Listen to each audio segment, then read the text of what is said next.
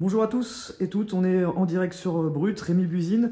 Depuis les locaux de Mediapart, nous sommes avec Fabrice Arfi et Edoui Plenel qui viennent de tenir il y a quelques instants une conférence de presse, quelques heures après la tentative de perquisition dans les locaux du journal ce matin. On va en parler d'ailleurs avec vous, Fabrice Arfi, parce que vous étiez présent, ce qui n'était pas le cas d'Edoui Plenel, parce que vous étiez au tribunal, c'est ça? Au tribunal de Paris pour défendre l'honneur du travail de Mediapart face à une plainte de Denis Baupin après nos révélations, c'était il y a près de 3 ans, sur des faits d'agression et de harcèlement sexuel. Donc je répondais dans le cadre légal, nous ne sommes pas au-dessus de la loi, il y a une loi sur le droit de la presse et quand on veut nous demander des comptes, on nous demande des comptes dans le cadre de cette loi où nous légitimons notre travail. Ce qui s'est passé ce matin pendant que j'étais absent ou qu'ils ont tenté de faire pendant mon absence n'a rien à voir, c'est au contraire une violation du droit de la presse. Alors je dis pour ceux qui nous regardent, n'hésitez pas à partager ce direct et à poser vos questions, on essaiera peut-être d'en prendre quelques-unes dans ce direct. Avec vous, Fabrice Arfi. Fabrice Arfi, vous êtes responsable du pôle enquête à Mediapart. Vous étiez présent ce matin. Est-ce que vous pouvez nous raconter comment ça s'est déroulé? Oui, je suis co-responsable avec Michael Schdenberg du pôle enquête. Et il se trouve que le lundi matin, il y a la grande conférence de rédaction un peu hebdomadaire du journal où ça ne s'invente pas. On avait beaucoup discuté des dérives liberticides du pouvoir en place sur le droit de manifester, la loi anti-casseurs et aussi les déclarations en off du président de la République au point sur le droit de la presse. Et c'était particulièrement inquiétant quand, soudain, à 11h10 précisément, un procureur de la République, accompagné par une deuxième procureure de la République, plus 3 policiers, dont un commissaire divisionnaire de la brigade criminelle, excusez du peu, ont sonné à la porte de Mediapart pour dire c'est une perquisition.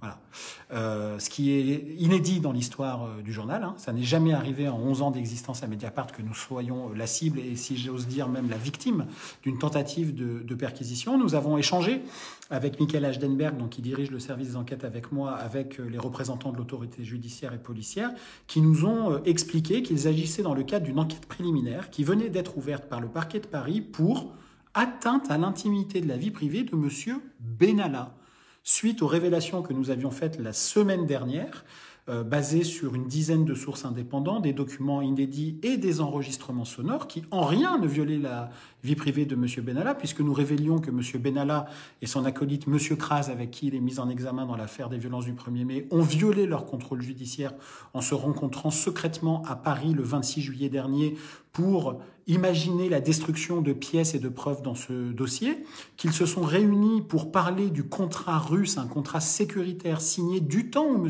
Benalla était à l'Élysée, avec l'implication personnelle de M. Benalla pendant qu'il était à l'Élysée avec un oligarque russe proche de Vladimir Poutine et lié, d'après plusieurs magistrats, à la mafia moscovite, et au parjure des deux, Kras et Benalla, devant le Sénat, puisqu'ils ont nié que M. Benalla ait le moindre lien dans ce contrat russe qui relève de l'affaire d'État. Et nous prouvions tout ça. Et quelle a été la décision du parquet de Paris? C'est de venir perquisitionner Mediapart dans une enquête ouverte en défense de M. Benalla au nom, soi-disant, de la violation de sa vie privée et des moyens par lesquels auraient été captés les enregistrements que nous avons révélés. Alors, Mediapart n'a absolument rien enregistré, évidemment, et comme le droit nous le permet, nous avons refusé la perquisition. Le procureur de la République nous a fait savoir qu'il pouvait revenir, on ne sait pas s'il va le faire ou pas, avec un mandat d'un juge des libertés et de la détention, un JLD, qui du coup rendrait la perquisition contraignante et coercitive. Donc là, pour l'instant, nous sommes en suspens de ce point de vue-là, mais dans un acte suffisamment grave qui n'a qu'un seul objectif, de notre point de vue, qu'un seul, c'est trouver les sources de Mediapart pour mettre un terme à cette enquête sur le contrat russe, sur les violences du 1er mai et surtout sur le contrat russe qui fait paniquer la présidence de la République et M. Benalla. Et donc ce matin, donc, quand les policiers sont venus, vous avez pu refuser leur perquisition? Oui. Parce que c'est vrai que certains font le comparatif à ce qui a pu se passer, notamment en octobre dernier, dans le siège de la France Insoumise, le siège politique. Oui, mais c'est et pas le siège différent. En fait, il y a la différence justement pour bien expliquer sûr, ceux qui nous il faut regardent. faire un peu de droit Ouais. et ça peut être Ouais. fastidieux pour ceux qui nous regardent, mais c'est très important. En fait, le statut de l'enquête qui a été ouverte en catastrophe par le parquet de Paris en défense de M. Benalla, c'est une enquête préliminaire. Ça veut dire qu'elle est dirigée par le procureur de la République de Paris, qui est un magistrat qui est soumis hiérarchiquement et statutairement au pouvoir exécutif en France. Ça n'est pas une enquête qui est sous la conduite d'un juge d'instruction qui, lui, juge du siège, est un juge indépendant du pouvoir exécutif. Dans le cadre d'une enquête préliminaire, la personne visée par une perquisition peut la refuser. il peut la refuser préalablement pour qu'elle n'ait pas lieu. Mais le procureur peut aller chercher un mandat d'un juge indépendant, un juge des libertés et de la détention, pour forcer les portes de Mediapart et forcer la perquisition. C'est ce que nous a fait comprendre le procureur de la République, qui nous a dit qu'il pouvait revenir, qu'il ne l'a pas exclu. Mais j'ajoute que le juge des libertés et de la détention, qui en l'occurrence n'a pas été saisi, c'est une des grandes différences avec les perquisitions dans le cadre de la France insoumise, il juge aussi de la légitimité des perquisitions par rapport aux faits. Est-ce que l'intérêt public des faits? Je rappelle que là, nous sommes sur une enquête préliminaire pour atteinte à l'intimité de la vie privée. Nous ne sommes pas sur des faits de corruption, nous ne sommes pas sur des faits de financement illicite de partis politiques, nous ne sommes pas sur des faits qui... Je ne juge pas, mais je dis le type de fait qui nous serait reproché. Et en l'occurrence, nous n'avons violé l'intimité de personne. Les propos que nous rapportons de M. Benalla et de M. Kras ne concernent pas leur vie privée, mais leurs affaires, la présidence de la République, leur conflit d'intérêts, la question des pressions sur la justice. Et surtout, il y a vraiment un vrai problème juridique que nous avons soulevé à cette conférence de presse. Le parquet a fait un communiqué cet après-midi où il dit qu'en fait, c'est sur initiative qu'il a ouvert de lui-même cette enquête préliminaire pour violation, atteinte à l'intimité de la vie privée. Donc, il y a un vrai problème. Pour qu'il y ait une atteinte à la vie privée, il faut que la personne dont la vie privée aurait été atteinte en témoigne. Il faut qu'elle soit compagnon de la justice, parce que c'est elle qui sait ce qu'est sa vie privée. Autant que je sache, le procureur de la République ne connaît pas la vie privée de M. Benalla. Autant que je sache, il n'est pas son défenseur. Autant que je sache, il n'est pas à son service. Et donc, il est sidérant. Et de ce point de vue, cette tentative est peut-être juridiquement nulle. Il est sidérant de vouloir, qui plus est, attenter à une liberté fondamentale, celle, encore une fois, d'un journal, du journalisme, du droit de savoir, au nom de ce délit que nous n'avons pas commis, qui serait l'atteinte à l'intimité de la vie privée, sans même que la victime potentielle s'en soit plainte. Sans même qu'elle ait dit « j'ai un délit », etc. Nous connaissons bien ce sujet, Mediapart. On nous a mis en cause sur une longue procédure judiciaire, mais sans perquisition, et avec des longues batailles dans l'affaire des enregistrements Bettencourt. La vie privée de Madame Bettencourt, Liliane Bettencourt, la milliardaire. Nous avons montré, jusqu'à être relaxés, jusqu'à être reconnus dans notre mission d'intérêt général, que nous n'avions évidemment pas violé l'intimité de la vie privée de Madame Bettencourt, que nous n'avions pas mis de micro chez elle, et que ce que nous avions révélé était d'intérêt public, permettait de la protéger des abus par rapport à sa situation de faiblesse qui était commis contre elle, et par rapport à tous ceux qui essayaient de s'enrichir indûment en commettant des délits autour d'elle. C'est ça le droit de la presse. Le droit de la presse, c'est encore une fois, on juge de ce que vous publiez. La légitimité de ce que vous publiez, le sérieux de l'enquête, la bonne foi du travail, le respect du contradictoire. Monsieur Benalla est tout à fait en droit de poursuivre Mediapart en diffamation.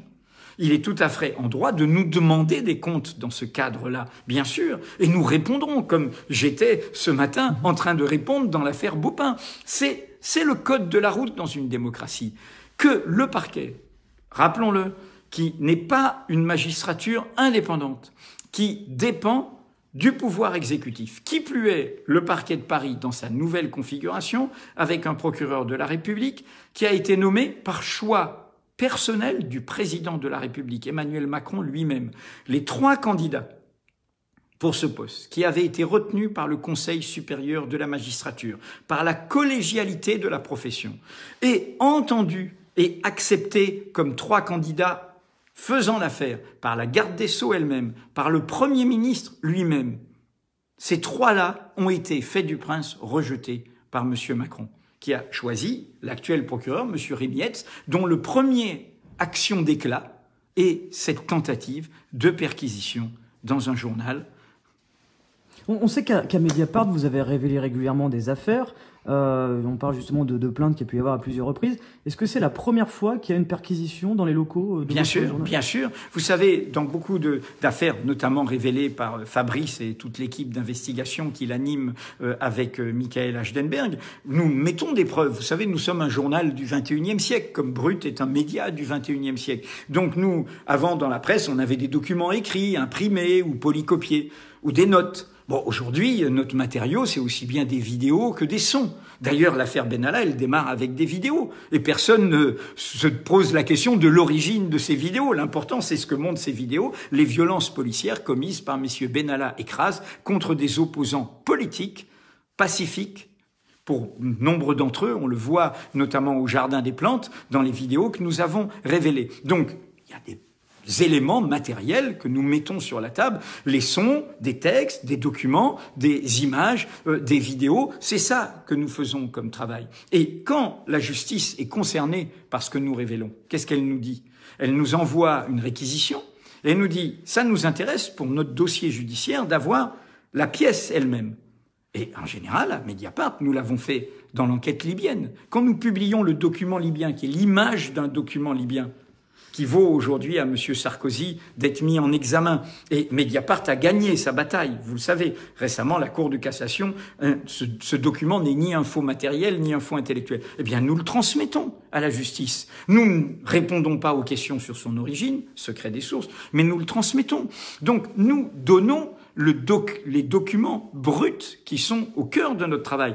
De fait, les juges d'instruction de l'affaire Benalla, juges indépendants, dès vendredi, nous ont transmis via un commandant de police une demande. Nous voudrions les enregistrements. Fabrice Arfi, ce matin, comme c'était convenu, à 9h, a répondu comment on se met d'accord. On va vous remettre les enregistrements avec des éléments de contextualisation montrant l'authenticité de la date de ces enregistrements, c'est-à-dire au jour du 26 juillet, montrant qu'ils sont en train de violer leur contrôle judiciaire, de se concerter, alors qu'ils n'en ont pas le droit. Je rappelle que quand on est dans un contrôle judiciaire, c'est que l'enquête judiciaire estime que les personnes ne doivent pas se rencontrer pour ne pas étouffer des preuves, pour ne pas maquiller le dossier, pour ne pas faire pression sur des témoins. S'ils se rencontrent, le juge sont en droit. Et c'est ce qui est prévu en saisissant justement le fameux JLD dont nous parlons tout à l'heure, de mettre fin à quoi? À leur liberté. De les mettre en détention pour éviter qu'ils continuent à manipuler la justice. Vous savez, le parquet aurait pu très bien, vendredi, en voyant ce que révélait Mediapart, le parquet est maître des poursuites, le parquet est gardien de l'ordre public, on nous le rappelle assez en ces temps de manifestation et de condamnation massive des Gilets jaunes. Eh bien, qu'est-ce qu'il fait? Il dit c'est un désordre qui est révélé là. Eh bien, je fais un réquisitoire supplétif au juge pour qu'ils puissent aussi élargir leur saisine sur des faits potentiels, à eux de les vérifier, de violation du contrôle judiciaire. Il n'a pas fait ça, le parquet. J'ai une question que je vais vous poser à tous les deux tour à tour. Je commence vers vous, Monsieur Plenel. Est-ce que pour vous, c'est une tentative de l'État de vouloir faire taire Mediapart ou de vouloir toucher à vos sources? C'est évidemment une atteinte au secret des sources. C'est ce qu'ils cherchent. C'est l'origine de cet enregistrement. Mais moi, vous savez, nous, on s'est donné les moyens de notre indépendance. On prend ça avec philosophie, calme, détermination, et on va continuer à faire notre travail grâce au soutien du public. Mais je pense que le public devrait entendre là que c'est pas notre liberté qu'on défend. C'est une liberté plus fondamentale. Ce que nous, on aime bien à Mediapart appeler le droit de savoir.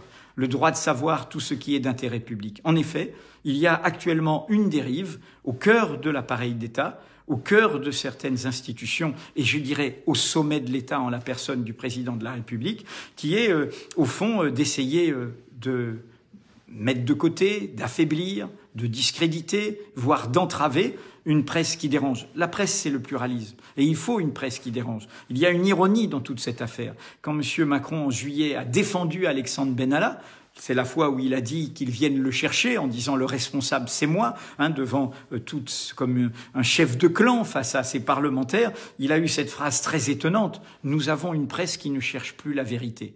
C'est une antiphrase. En fait, il parlait de nous, c'est-à-dire d'une presse qui cherche la vérité que lui et la présidence de la République n'ont cessé de dissimuler dans cette affaire. Vous savez, les passeports diplomatiques, c'est Mediapart. Il n'y en aurait pas su. Le Jardin des Plantes, qui montre qu'il n'y a pas eu qu'une violence, mais plusieurs violences volontaires répétées, c'est Mediapart. Là, le scandale immense, et qui pose des questions abyssales du contrat russe, de ce proche oligarque, ce proche de M. Poutine, alors que M. Kras est permanent de la République En Marche, alors que M. Benalla est l'homme de la sécurité le plus proche du président de la République lui-même, alors qu'on nous bat les oreilles avec les médias russes, l'intoxication russe, etc. Mais là, on est au cœur de la présidence, hein, où se passent les choses. Eh bien, tout cela, on ne l'aurait pas su sans Mediapart. Donc, vous savez ce que j'ai envie de dire ? Abonnez-vous. Je me tourne vers vous, Fabrice Sarfi, avec cette même question. Pour vous, est-ce qu'il y a une influence du pouvoir dans ces perquisitions ce matin? Est-ce que vous sentez qu'il y a une pression venant du gouvernement, du président de la République éventuellement, sur votre travail, sur l'affaire Benalla? On rappelle que vous avez dit que c'est une affaire d'État. Oui, notamment dans son volet russe. C'est une affaire de l'État et c'est une affaire d'État. Il n'y a pas de moindre doute là-dessus. Ce qu'on peut dire factuellement, c'est assez simple, c'est que le parquet de Paris, soumis hiérarchiquement au pouvoir exécutif, dirigé par un homme dans des conditions qui a été nommé dans des conditions qui ont fait bondir tous les chroniqueurs judiciaires et les syndicats de la magistrature tant que cela n'a pas respecté l'indépendance de la magistrature, a décidé, plutôt que de se soucier du fond des faits que nous avons révélés la semaine dernière, de l'intimité de la vie privée de M. Benalla, qui en rien n'a été violée dans cette affaire. Il a préféré ouvrir une enquête en défense de M. Benalla, plutôt que de constater avec nous que des délits ont été commis par lui depuis ses premières mises en cause après les révélations du Monde, puis de Mediapart dans l'affaire du 1er mai, puis dans les révélations de Mediapart dans l'affaire du contrat russe. Donc nous sommes dans une situation où aujourd'hui un pouvoir judiciaire soumis au pouvoir politique a décidé de mener une perquisition dans un journal avec un seul objectif, trouver nos sources. Trouver les sources des journalistes, c'est pas notre petit privilège corporatiste, c'est tarir les informations qui nourrissent le débat public, qui nourrissent les citoyens. C'est ce bien commun immatériel qui permet d'alimenter la conversation démocratique. Si vous touchez aux sources des journalistes, vous n'avez plus que la com officielle du gouvernement, des entreprises, des syndicats, peu importe. Nous, on est là pour dire les faits, y compris les faits qui dérangent, et manifestement, depuis le début dans l'affaire Benalla, il y en a au sommet de l'État qui ne veulent pas que nous poursuivions nos investigations. C'est une atteinte à la liberté de la presse pour vous, clairement? Bien sûr, c'est une nouvelle dérive. Vous savez, il y a eu beaucoup de choses qui se sont passées, la loi sur le secret des affaires, la loi dite sur les fausses nouvelles, et puis cette décision de dire d'en haut, il faut un conseil de presse pour juger déontologiquement les journalistes. Toute cette façon de se dire, attendez, il ne faudrait pas au contraire donner des droits aux rédactions pour qu'elles soient indépendantes, pour qu'elles défendent leur indépendance. Il ne faudrait pas, au contraire, faire l'éloge d'une presse libre et indépendante, comme on dit dans le débat américain, a free independent press. Il ne faudrait pas, au contraire, dire que heureusement qu'on a ce bouillonnement de la presse. Eh bien non. On a un discours qui est partagé, hélas, par certains opposants du pouvoir politique actuel, de critique permanente de notre travail, au lieu de voir cette légitimité de ce travail. Et là, vous voyez bien que encore une fois, la critique des médias est légitime, mais un rejet global du journalisme, c'est donner la main à ces pouvoirs qui vont utiliser ce rejet global contre vos libertés, pas seulement les nôtres, les vôtres, votre droit de savoir. Donc nous, journalistes, nous défendons cette indépendance. On dit souvent, vous savez, la Cour européenne des droits de l'homme dit le journaliste, c'est en anglais, c'est plus agréable, le watchdog, le chien de garde. En anglais, watchdog, c'est le chien qui regarde, qui regarde ce qui se passe. Le chien de garde, nous sommes, selon la Cour européenne des droits de l'homme, nous devons être, quand nous ne sommes pas des journalistes de cours, de commentaires, quand nous faisons notre travail au service du public, des chiens de garde de la démocratie. Alors c'est quoi un chien de garde? Il peut avoir de la bave à la gueule, il peut être pas sympathique, il peut aboyer à pas d'heure. Que nous dit la Cour des droits de l'homme? C'est qu'il vaut mieux ce désordre que le grand silence, où, du coup, on ne sait plus rien. Du coup, on est prisonnier des propagandes, des idéologies, des mensonges. En un mot, la seule question qui se pose à nous, c'est est-ce que ce que nous écrivons est vrai ou faux? Ce que nous écrivons est vrai, et c'est ce qui dérange. Est-ce qu'on peut parler d'une justice à deux vitesses? Il y en a beaucoup dans les commentaires qui nous en parlent actuellement en disant on a l'impression qu'il y a une justice qui opère différemment sur le cas Benalla que sur d'autres justiciables. Bien sûr. Mais ça, c'est comme la lettre volée d'Edgar Allan Poe, c'est sous nos yeux, c'est sur la cheminée. Pensez que quand l'affaire Benalla saison 1, c'est-à-dire les violences policières, était sous le seul contrôle du parquet de Paris, quand ils ont tenté de perquisitionner le domicile de M. Benalla, ils ont mis 48 heures pour perquisitionner le domicile de M. Benalla parce qu'ils n'avaient pas la clé. n'ont pas appelé un serrurier, n'ont pas forcé la porte. Et que M. Benalla refusait de la leur donner. Et qui refusait d'ouvrir. Bon, dans l'intervalle de ces 48 heures, que s'est-il passé? Un coffre-fort, une chambre forte, présente dans le domicile de M. Benalla, a été subtilisée par on ne sait pas qui pouvait contenir des pièces intéressant l'enquête, à la manifestation de la vérité. M. Benalla a reconnu, sur procès-verbal, que des gens étaient venus faire le ménage avant la perquisition. Le parquet de Paris n'a pas élargi son enquête à cette destruction de preuves, à cette disparition de preuves. En revanche, nous révélons une affaire d'État avec les ingérences russes auprès de M. Benalla pendant qu'il était à la présidence de la République. La violation de son contrôle judiciaire, son parjure avec M. Kras devant la commission d'enquête du Sénat. Et la première réaction du parquet de Paris, c'est de venir nous perquisitionner pour trouver nos sources. Il est impossible de ne pas souscrire à l'idée que, dans l'affaire Benalla, il y a une justice du procureur de la République à deux vitesses. Quelle suite vous allez donner maintenant, Edoui Plenel?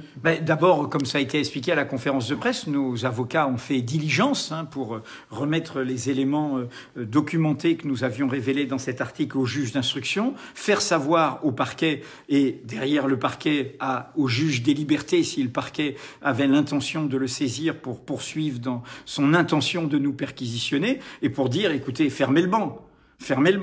Les pièces de Mediapart sont aux mains de la justice. Il n'y a aucune raison que vous vous entêtiez à violer...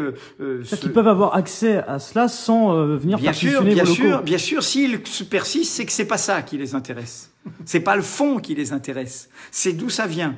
Et s'ils s'intéressent à d'où ça vient, c'est qu'ils s'intéressent à nos sources secrets qui est, encore une fois, nous, s'il y a quelque chose comme journalistes que nous devons protéger, c'est les sources, c'est elles qui nous font travailler, c'est elles qui nous alertent. Et toutes celles et tous ceux qui nous écoutent le savent, sont des lanceurs d'alerte. Et si vous vous rendez compte des journalistes qui diraient « Ah oui, tiens, je vous dis qui m'a parlé.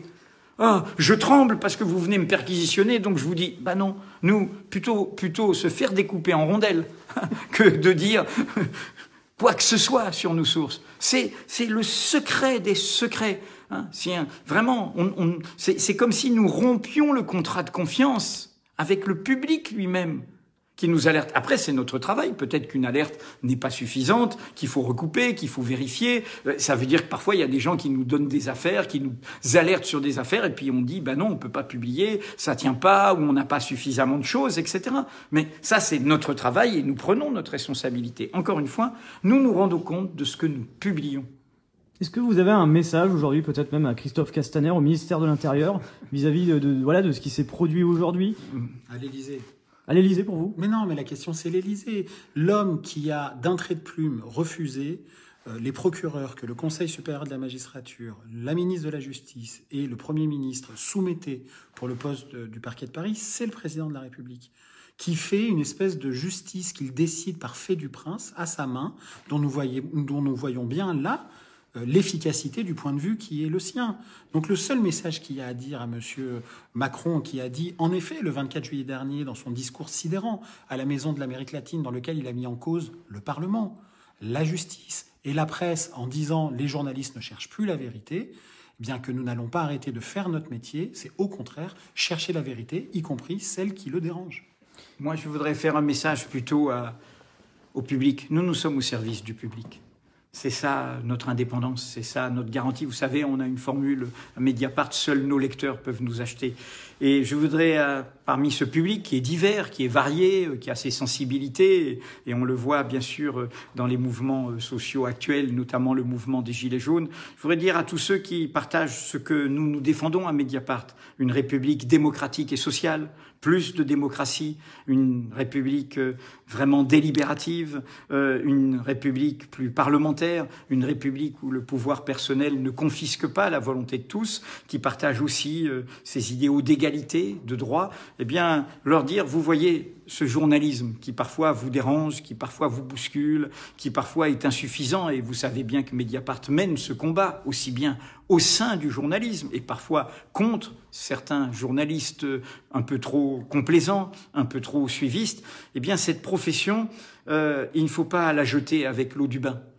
Cette profession, elle est utile, elle est nécessaire. Nous sommes des travailleurs de l'information, comme il y a des travailleurs d'autres métiers. Donc voilà, moi, c'est un appel plutôt à cette alliance, plutôt qu'à ce divorce, parce que cette alliance, elle est au cœur, encore une fois, de tout ce qui est débattu tous les samedis aujourd'hui dans des manifestations, dans des ronds-points.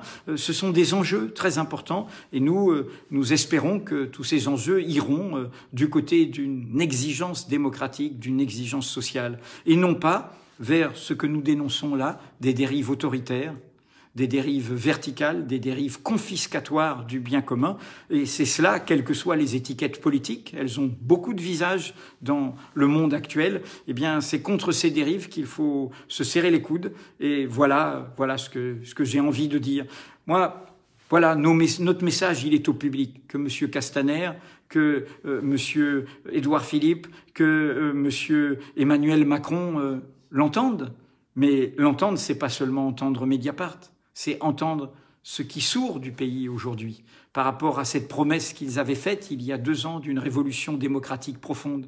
On en est loin avec ce qui va être voté demain au Parlement sur les droits de manifester. On en est loin avec, et Mediapart l'a beaucoup documenté, avec David Dufresne, avec le niveau de violence policière. C'est pas du maintien de l'ordre, ça, c'est de la répression. On en est loin avec beaucoup trop de mépris vis-à-vis des gens du peuple, vis-à-vis de la diversité de notre peuple. C'est ça le vrai enjeu. Et vous voyez bien que dans ce contexte, si on ne défend pas un tel, parce qu'on se dit je l'aime pas trop, parce que c'est pas trop ma cause, puis tiens, on s'aperçoit je l'ai pas défendu, mais tiens, c'est mon tour. Et donc c'est là où il faut comprendre que toutes les libertés se tiennent et que nous devons faire front ensemble. 2 dernières questions, justement, avant de conclure ce live, Oui. notamment. Est-ce que vous subissez des pressions? Est-ce que vous sentez, vous, sous pression? Fabrice a la meilleure réponse là-dessus. Ah bon? Tu dis, ben oui, tu dis toujours, on s'est donné les moyens de Ah nos oui. obsessions. Non, mais c'est. Enfin, je vais citer alors Edoui. C'est la morale du boxeur. Non, mais bon, on donne des coups, on reçoit des coups, mais ça, dans la démocratie, ça se passe dans un cadre qui est prévu à cet effet. Bien sûr que on publie des informations qui dérangent et c'est normal que nous ayons à être poursuivis devant la justice si des gens s'estiment diffamés. On n'est pas au-dessus des lois, mais il y a une loi qui est prévue à cet effet depuis 1881. Et c'est le seul cadre général, le seul code de la route dans le cadre duquel nous revendiquons l'exercice de notre profession et notre déontologie et le respect de la loi. Alors, est-ce qu'il y a des pressions? Depuis 11 ans à Mediapart, oui, on a connu toutes sortes de pressions. On a connu la calomnie verbale. On a été traité de journal aux méthodes fascistes sous Nicolas Sarkozy. Nous avons été espionnés. Nous avons été cambriolés. Nous avons été menacés. Aujourd'hui, nous connaissons une violence symbolique, puisqu'il faut bien mettre les mots sur les choses, une violence symbolique qui vient de l'État lui-même, de l'appareil judiciaire lui-même, qui consiste, on le redit, à venir perquisitionner un journal pour trouver ses sources et empêcher la poursuite d'une enquête qui met dans la plus grande difficulté un ancien collaborateur du président de la République, dont on ne sait pas si le président de la République a pris ses distances avec lui, le directeur de cabinet du président, oui, le président, je ne le sais pas, dans une affaire, notamment l'affaire du contrat russe, qui, encore une fois, est autrement plus grave que beaucoup de ce de quoi le gouvernement voudrait qu'on parle. Nous parlons d'un monsieur Benalla au cœur de l'Élysée qui a négocié avec un oligarque russe proche de monsieur Poutine alors qu'il était à la présidence de la République et dépositaire de ses secrets. C'est une question financière et c'est une question potentielle des compromissions de l'État. Donc on voit bien que la réaction et la violence symbolique du parquet de Paris qui a voulu nous perquisitionner est en réalité à la mesure de la gravité des faits que nous révélons. Et ce qu'il cherche, c'est à taire non pas d'éventuels délits que nous aurions commis ou auxquels nous aurons participé, mais c'est taire la vérité. Et ça, il en est hors de question.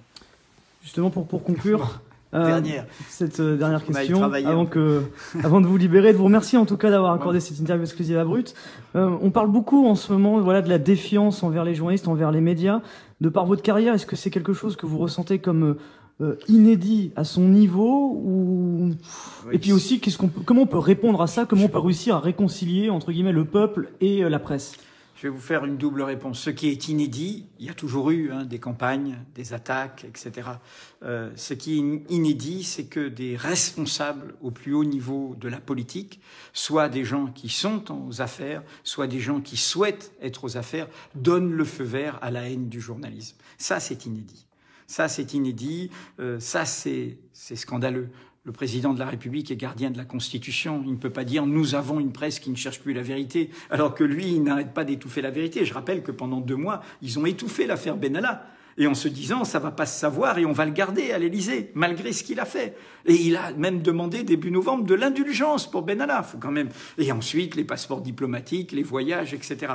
Sans compter un climat, vous savez, on l'a eu pendant la campagne présidentielle, aussi bien à droite, aussi bien dans une partie de la gauche, aussi bien dans le pouvoir actuel. Il y a ce feu vert qui est donné à la dévalorisation du travail du journalisme. Encore une fois, nous, notre position, c'est qu'il y a une critique du journalisme qui est non seulement légitime, mais nécessaire. C'est un débat nécessaire et nous l'avons entre journalistes. Et nous l'avons dans notre profession qui est pluraliste. En revanche, la disqualification en bloc d'une profession, là, ce n'est pas la haine du journalisme, en l'occurrence, c'est la démocratie que l'on discrédite, car c'est un droit fondamental. Vous savez, nous sommes près de la place de la Bastille. Je le dis toujours, il y a une colonne, la colonne de Juillet, les Trois Glorieuses, et Dieu sait si dans l'imaginaire des Gilets jaunes, c'était présent. Les Trois Glorieuses de Juillet 1830. C'est des gens de ce quartier-ci, qui était le quartier le plus populaire de Paris, le Faubourg Saint-Antoine, qui ont donné leur vie alors qu'il y avait le travail des enfants, alors qu'il n'y avait pas le repos du dimanche, alors qu'il n'y avait pas les possibilités, la retraite, enfin, il n'y avait pas tous ces droits sociaux. Eh bien, c'est pas pour ça qu'ils ont donné leur vie. Ils sont 500 dépouilles sur cette colonne. Ils ont donné leur vie pour le droit de la presse, contre les ordonnances de Charles X qui voulaient limiter un droit qui était pourtant balbutiant, au point que cette révolution de 1830, pendant un moment, on l'a appelée la révolution des journalistes. Alors, certains de ces journalistes sont passés du côté obscur de la force après, mais d'autres, comme Charles de l'Écluse, comme d'autres figures, ont continué à défendre les idéaux démocratiques et sociaux. Donc, voilà pour moi, le changement, c'est celui-là. Et qui est en écho à une époque. Hein, c'est M. Erdogan qui met en prison des journalistes, qui trouve plus dangereux que ses opposants politiques. C'est en Russie des journalistes qui sont assassinés. C'est des journalistes indépendants qui sont carrément mis au pas chez M. Orban en Hongrie, hein, comme s'ils étaient des agents d'une puissance étrangère. C'est M. Trump qui insulte par tweet toute la journée ou à peu près l'ensemble des journalistes indépendants qui lui déplaisent. C'est M. Bolsonaro qui refuse une presse d'enquête et d'investigation au Brésil, alors qu'il y a une enquête qui met en cause son fils, et ainsi de suite. Donc, si nous voulons défendre notre démocratie, si nous voulons défendre non pas une république autoritaire, non pas une république dont le président serait le propriétaire, mais une république de tous, eh bien, il faut défendre tous ces droits. Le droit de manifester, le droit de la presse, le droit d'association, le droit d'inventer, tous ces droits sont liés. Voilà, et c'est là que se joue la confiance. Pour moi, la confiance, c'est un journalisme qui est au service du public, qui rend compte au public. Nous sommes un média participatif, Mediapart. On a le droit de nous critiquer dans les blogs de Mediapart. On a le droit de nous contester, et ça arrive parfois. Nous n'avons pas le dernier mot, mais c'est comme ça que se construit. Dans ce dialogue, nous sommes dans cette culture de l'horizontalité démocratique. Mais je redis encore une fois, la leçon de cette affaire, c'est qu'attention, attention, hein, à force de laisser faire des polémiques, des entorses, des virulences contre la légitimité de la profession de journaliste, on laisse faire des choses comme ça. Et c'est ça, cette alerte qui concerne tout le monde, pas que la profession de journaliste. Merci beaucoup Edoui Plenel et Fabrice Arfi d'avoir accepté de répondre en exclusivité à mes questions. Bon, on retrouve bien sûr l'ensemble de vos contenus sur mediapart.fr. Et voilà. Abonnez-vous. Merci beaucoup. Voilà, on termine ce direct dans les locaux de Mediapart. Donc cette demi-heure d'interview que vous pourrez retrouver en replay en intégralité dans quelques instants. Merci à vous. Merci. C'était Rémi Buzine pour Brut depuis locaux de Mediapart.